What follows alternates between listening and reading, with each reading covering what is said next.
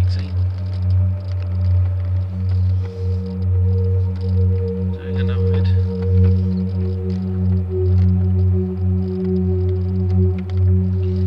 I'm just taking my time looking out a bit. So all I'm going to talk about is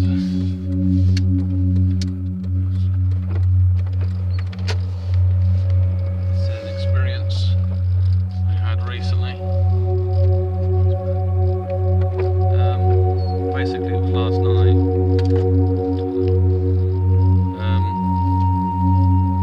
So I don't know if there's anything triggered it. No, not really.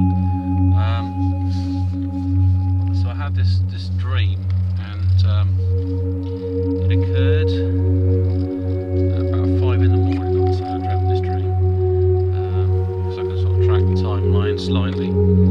And what I saw on it was is I came out of a client's house. So I was doing some work, so I come out there, and I can sort of get an idea generally where it was. It wasn't my home anyway, but that way. And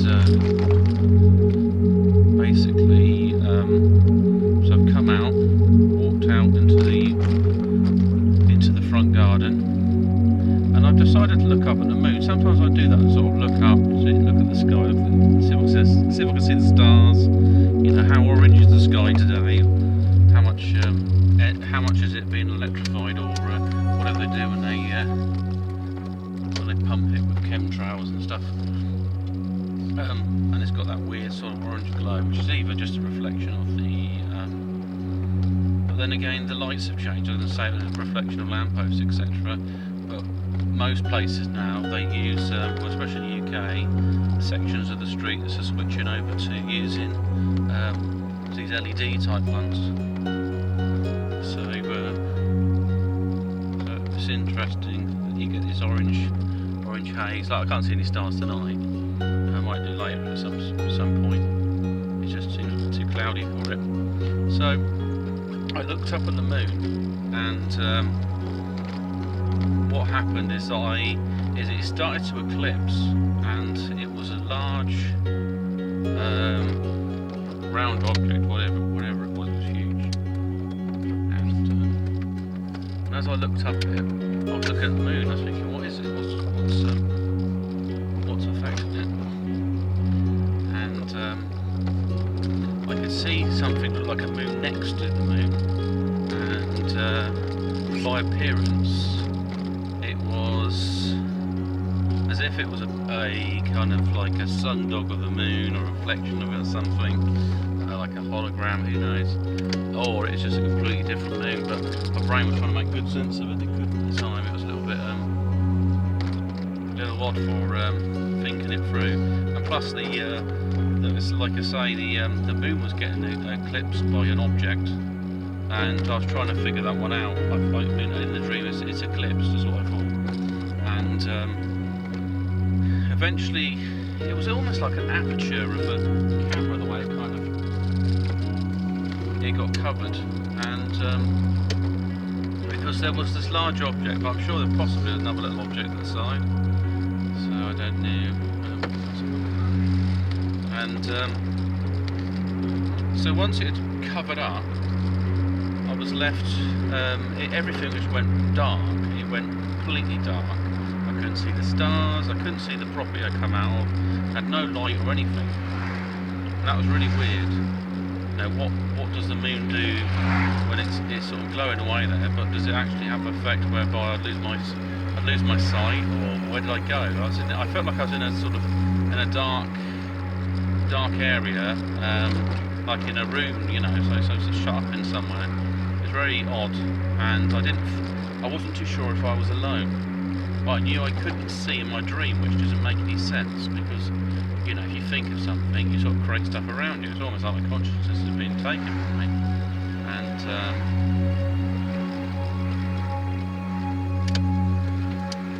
don't worry, I'm driving a bit slower because we had a load of ice. We had a load of ice in Reading, that's where I live. just been a bit cautious. The roads, they're in good condition at the moment. We've had a fair amount of rain, but I'm just being a bit doubly careful.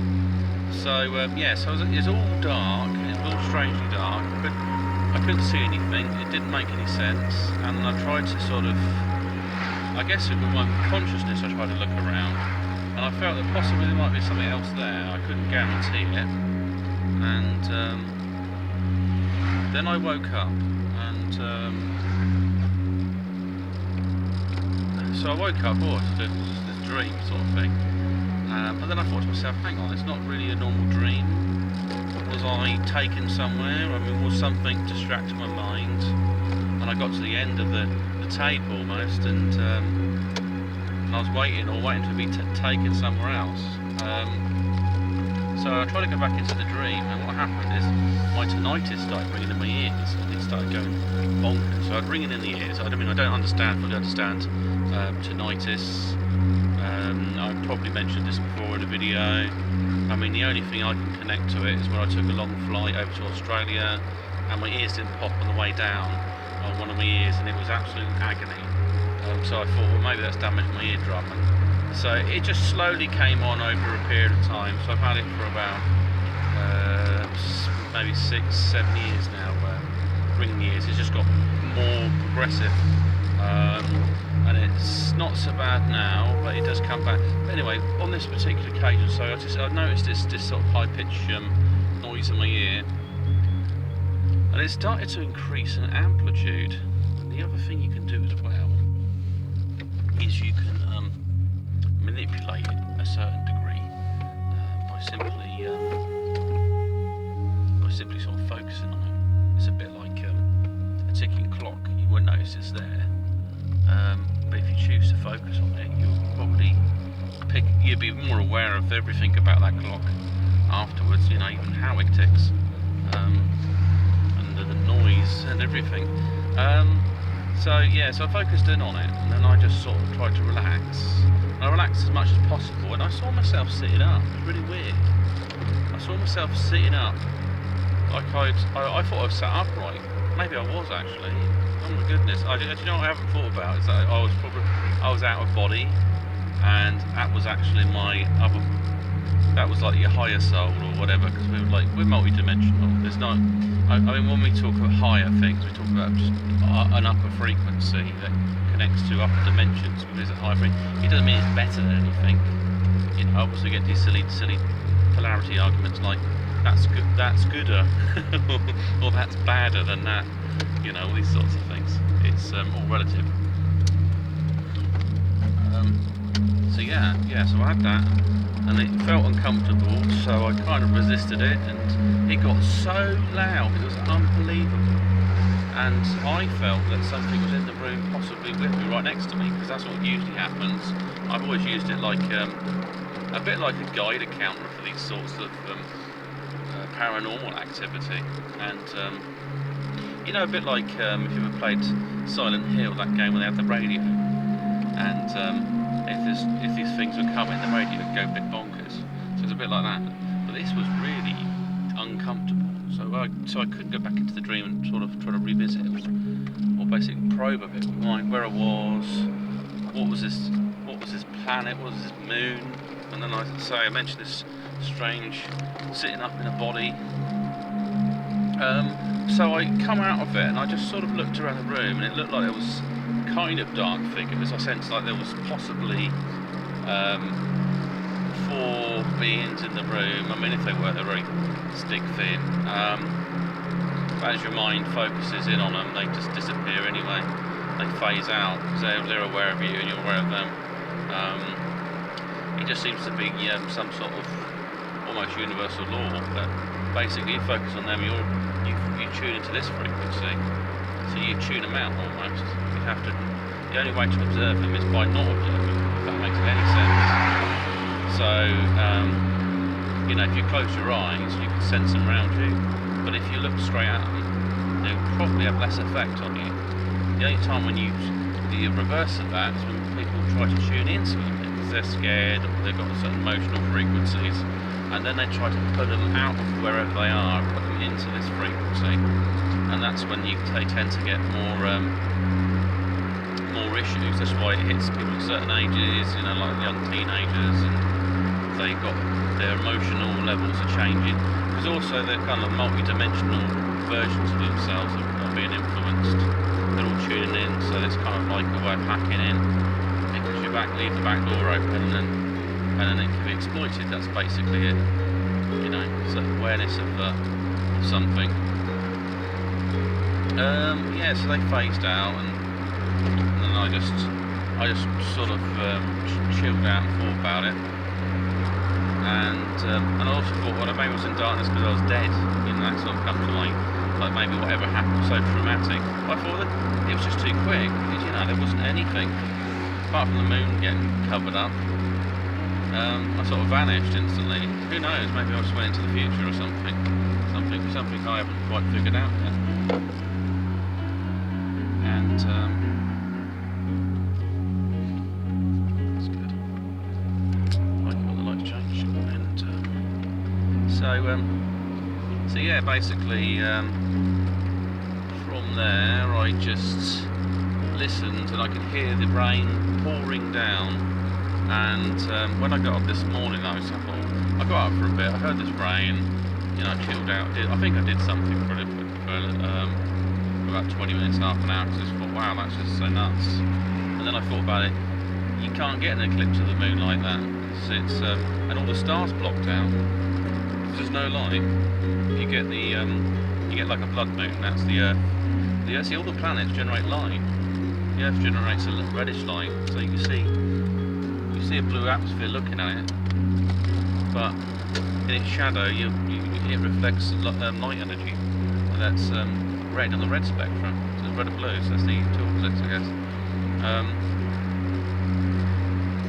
So yeah, just a fascinating dream. I say, when I looked out the window, it was all snowy. It's all great. It might be something I missed in the forecast. It just seems strange that all this other sort of stuff had taken place, and then suddenly here I am in a place that's covered in snow.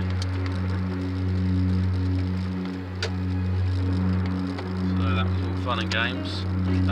There's something else I noticed as well. I might be able to upload it. I was looking at a shot of my eye, and I'd taken a picture of myself, and it actually looks like I got a reflection of a grey in one of my eyes. So I thought that was really sort of an interesting bit of research. And then it makes you wonder what they are. They're in a different dimension, and they're just, you know, busybodying about. Are they researching us? Are they from a different universe? Are they, you know, maybe they're trying to figure out how their dimension ticks. They just found a way in, so they might be on another sort of a parallel on top of this Earth, using something like CERN, and then they found a way to pop through and have a look. So, but I do think they're actually quite widespread, whatever they're doing. Because I mean, just because I can pick up on it doesn't mean that's some sort of special thing. We just think we're just aware of each other, and they've been involved in experiments, possibly in my family for a long time. My mum has the Reese negative, O negative blood, and she was sort of like.